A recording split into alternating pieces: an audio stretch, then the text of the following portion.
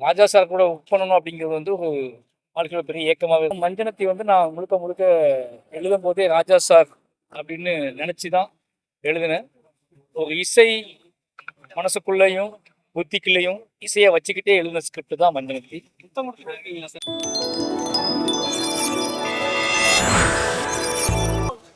இளையராஜா சாரோட 83வது பிறந்த நாள் இன்னைக்கு. அவருக்கு வாழ்த்து சொல்வதற்காக வந்தேன். இந்த 83வது வயசில் அவர் கூட சேர்ந்து என்னோட 6வது படத்தை நான் பண்ணுறேன். லைஃப்பில் முக்கியமான கட்டம், முக்கியமான தருணம்னு நினைக்கிறேன். இந்த தருணம் இந்த நாட்களில் நடந்ததில் மிகப்பெரிய சந்தோஷம். அந்த சந்தோஷத்தை பகிர்ந்து கொள்வதற்காகவும் அந்த சந்தோஷத்தை கொண்டாடுவதற்காகவும் வந்து வாழ்த்து சொன்னேன்.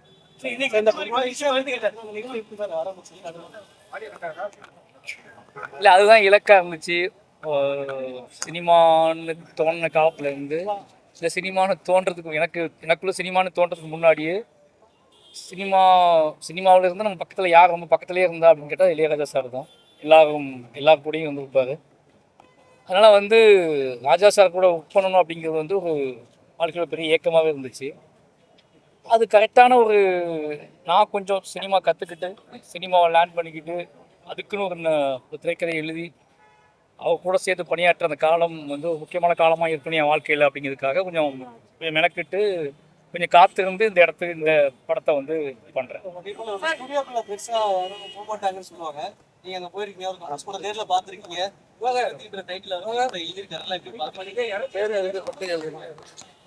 சந்தோஷமான விஷயம் தானே. அவரு என்னோட படங்கள் மீது என்னோட வேலைகள் மீது சினிமா வேலைகள் மீது பெரிய மரியாதை வச்சிருக்காரு.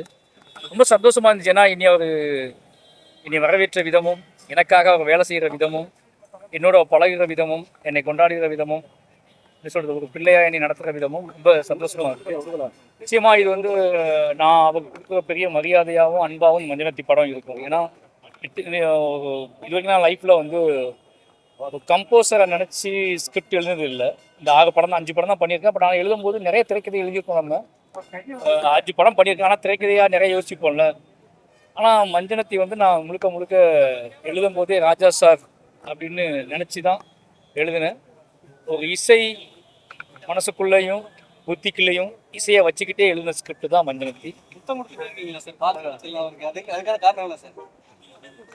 தெரியல, அது என்ன சொல்றதுன்னா, அவரை பார்த்த உடனே நமக்கு ஒன்று தோணும்ல, அது மாதிரி எனக்கு அவர் மேலே தீரா காதல்.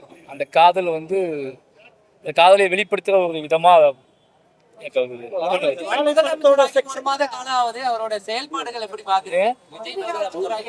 இளையராஜா சாரை வந்து சந்திக்கு சந்தோஷமா வந்து இளையராஜா சாரை வந்து நான் வந்து பார்க்க வந்திருக்கேன். அதை இன்னொரு நாள் பேசுவேன்.